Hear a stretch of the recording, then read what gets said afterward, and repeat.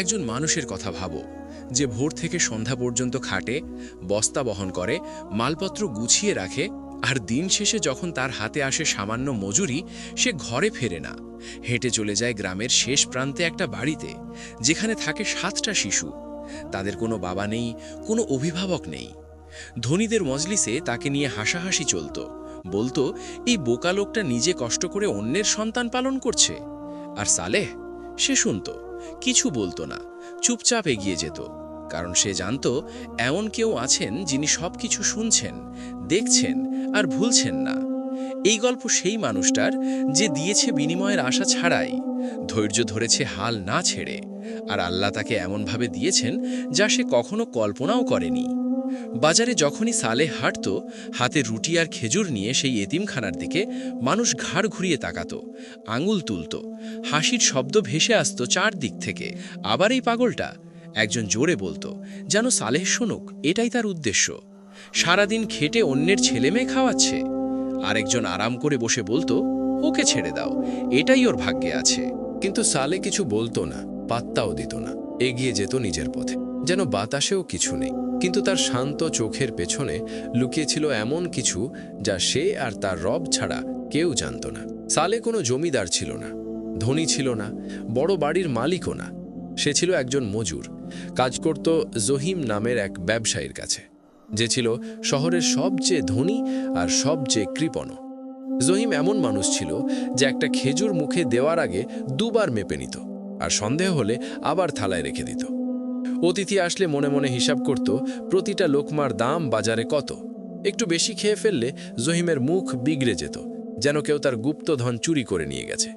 সালে কাজ করত জহিমের গুদামে, বস্তা খালি করত, মাল সাজাত, ভোর থেকে সূর্য ডোবা পর্যন্ত বয়ে বেড়াত। আর সপ্তাহ শেষে জহিম একটা ছোট থলি নিয়ে আসত, সালেহের সামনে উল্টিয়ে দিত, যেন আকাশ থেকে দান করছে। নাও সালে, আমার জন্য দোয়া করো। সালে মজুরি নিত, আল্লাহর শুকরিয়া আদায় করত আর চলে যেত।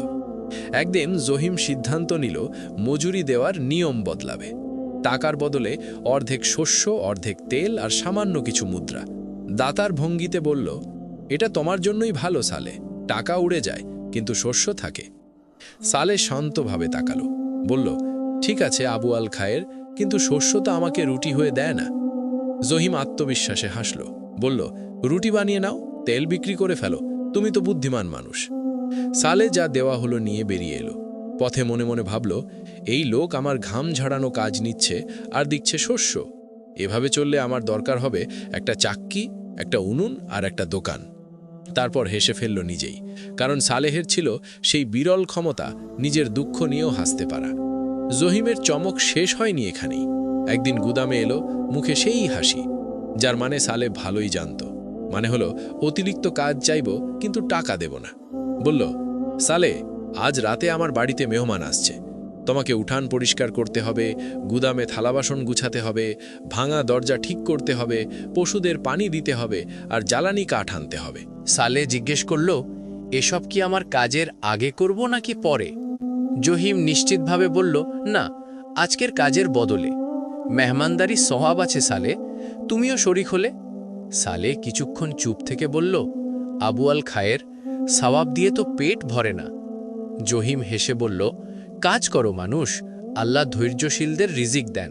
সালে মনে মনে বলল, ইয়া আল্লাহ, তুমি তো সবকিছু শোনো, সবকিছু দেখো।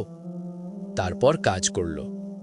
কখনো জহিম গুদামে আসত, দেখত সালে দুপুরে শুকনো রুটির টুকরো খাচ্ছে।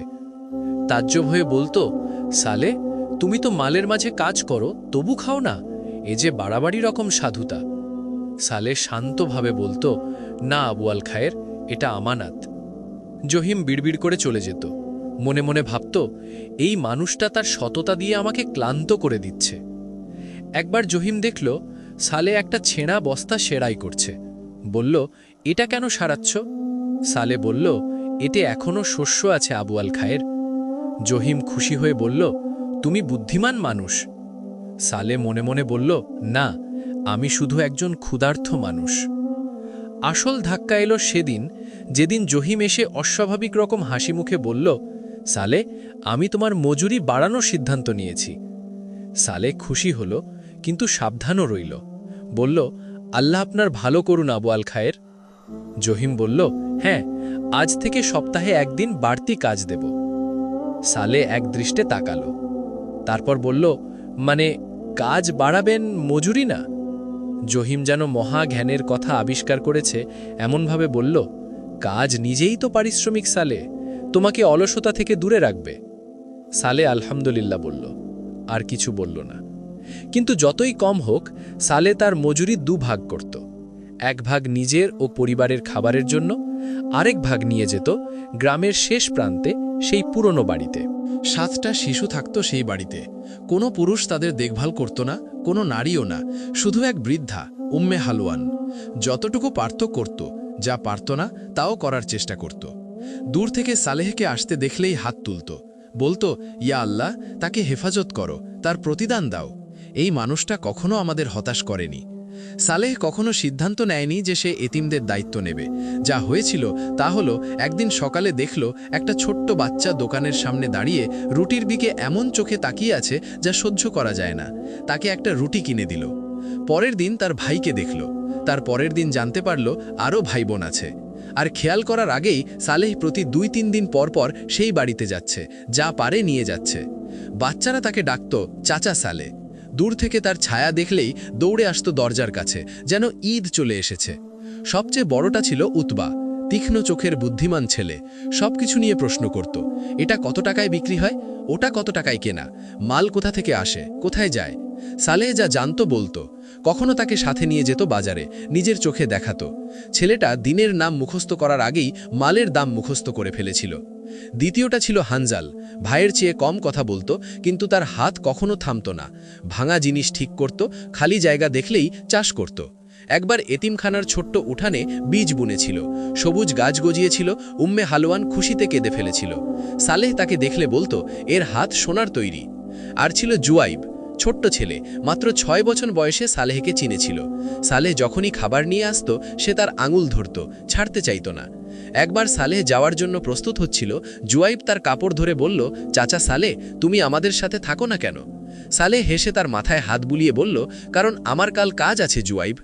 ছোট্ট ছেলেটা বয়সের চেয়ে বেশি গম্ভীর হয়ে বলল, আমি বড় হলে তোমার সাথে কাজ করব। সালেহ হাসল, কিছু বলল না, কিন্তু সেই ছোট্ট কথাগুলো অনেক দিন তার হৃদয় থেকে গেল। ধনীদের মজলিসে সালেহের নাম সবসময় হাসি আর ঠাট্টার সাথে আসত। তারা প্রতি সপ্তাহে বসত, খবরাখবর বিনিময় করত, মানুষের বিচার করত। একজন বলতো, শুনেছ, সালেহ তার মজুরির অর্ধেক উম্মে হালওয়ানের এতিমদের দিয়ে দিয়েছে। অর্ধেক, অথচ তার নিজের জন্যই যথেষ্ট না। জিজ্ঞেস করো না, লোকটা পরিশ্রম করে অন্যের সন্তান খাওয়ায়, এ কেমন বুদ্ধি? ছেড়ে দাও, দারিদ্র তার মাথায় লেগেছে। আরেকজন ঠাট্টা করে বলতো, আমি ওর জায়গায় হলে বেশি এতিম খুঁজতাম না, বরং ভালো চাকরি খুঁজতাম। সবাই হেসে বলতো, এজন্যই তুমি ধনী আর সে গরিব।